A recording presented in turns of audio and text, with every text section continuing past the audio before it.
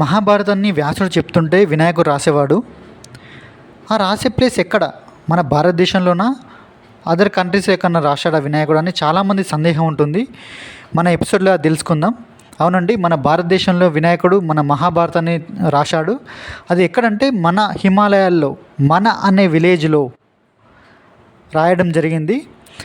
చాలామంది బద్రీనాథ్ వెళ్ళేవారు ఈ ప్రదేశాన్ని సందర్శిస్తూ ఉంటారు. దీని పక్కనే సరస్వతి నది కూడా ప్రవహిస్తూ ఉంటుంది.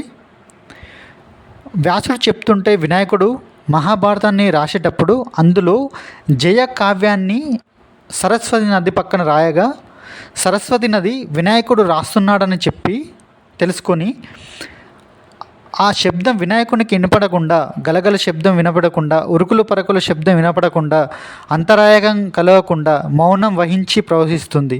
ఈ అద్భుతాన్ని ఇప్పుడు బద్రీనాథ్ వెళ్ళిన వారు కూడా చూడవచ్చు.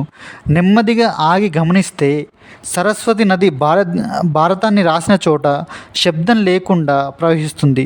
ఈ దాటిన వెంటనే మళ్ళీ గలగల శబ్దం వినబడుతుంది. మీరు కూడా పోయినప్పుడు అబ్జర్వ్ చేయండి. నా టాపిక్ నచ్చితే ప్లీజ్ లైక్ అండ్ సబ్స్క్రైబ్.